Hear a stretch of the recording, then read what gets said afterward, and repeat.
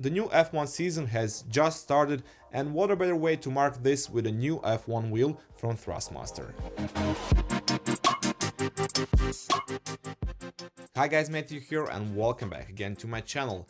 It's probably not that hard to guess which wheel is it, or from what team is it based off, by this big prancing horse in the middle of this rotary dial, that of course being Ferrari. And yes, this is the officially licensed Ferrari F1 steering wheel, the one used on their 2020 racing car, the SF1000.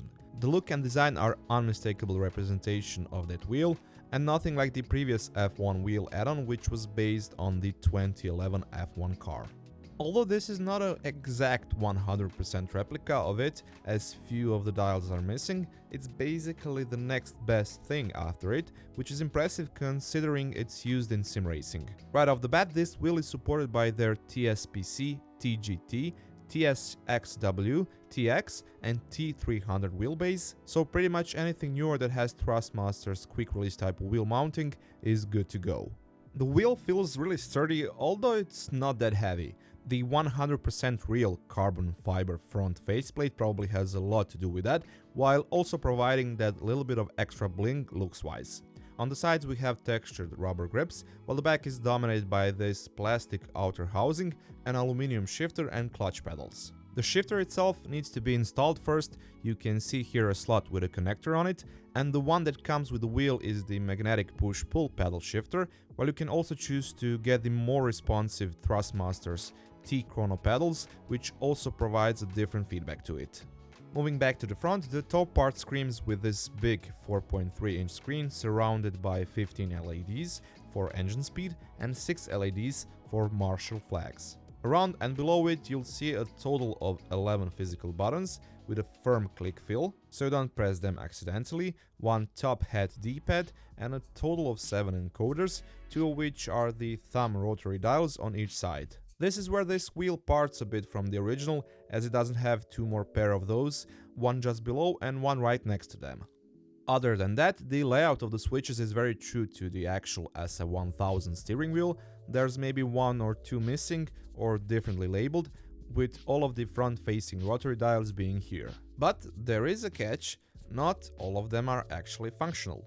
For example, the main centerpiece, the big dial in the middle with the prancing horsey on it, doesn't do anything, and the phase switch on the bottom is partially functional. Thankfully, that middle dial is not completely out of order. With it you can actually change the brightness of the screen within the wheels menu, but it cannot be reprogrammed in-game. Some of them have a repeating function in terms of what's shown on the screen, but nevertheless this is miles better than what we saw on the former F1 add-on wheel, where instead of dummy switches we had sticker switches, which, yeah, didn't look good to say the least. The main star of the show are the right and left rotary switches, the E5 and E6. The left E5 switch changes, so to speak, main screen layouts, where you can at first position have a very simplified beginner's layout.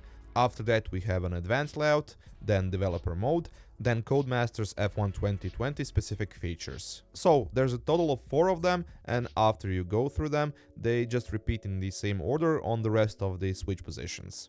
With the right E6 switch you can toggle between different versions of each layout, again a total of 4, or in case of the developer mode, go through its pages, and pressing it also changes some details or makes the screen white or dark, depending on which screen layout you choose.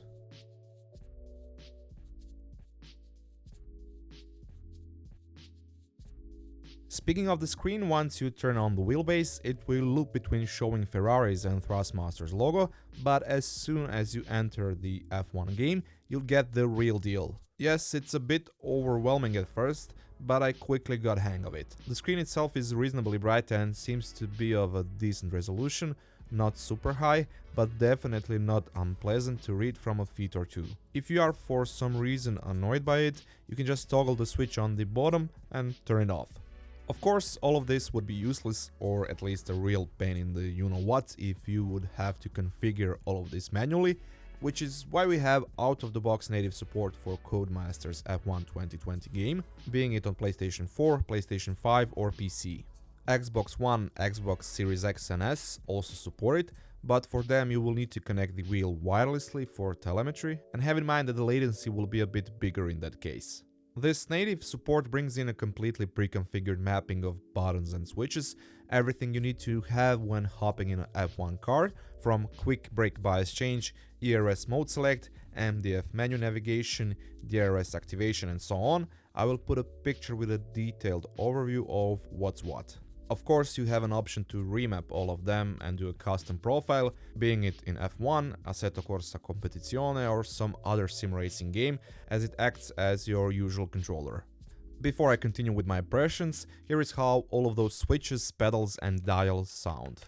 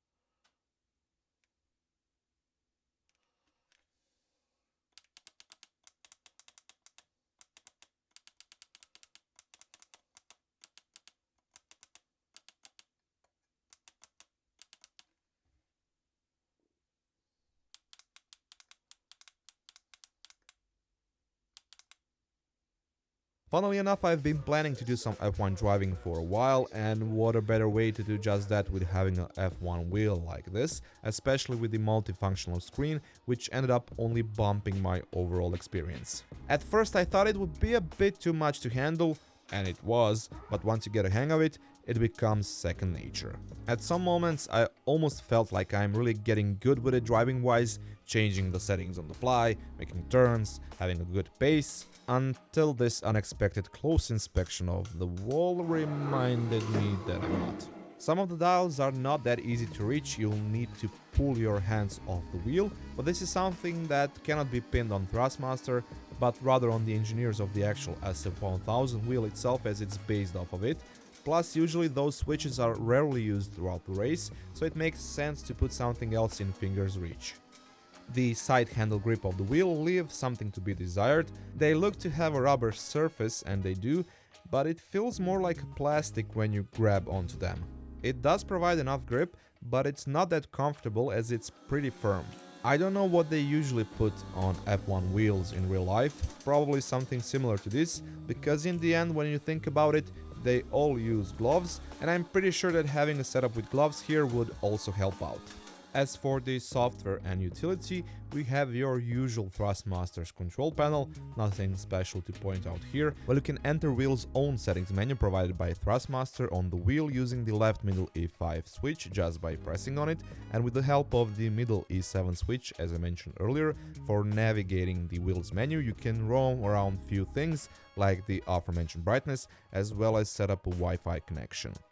As you probably saw at the beginning, the price of $350 is a pretty substantial jump, knowing that their F1 wheel add-on model before it was priced around $200, but comparing it and this new SF1000, it's obvious where the price difference went and that it's more than justifiable, especially since it will probably come down in price over time, while of course it's always up to you to decide if it's worth it in your case.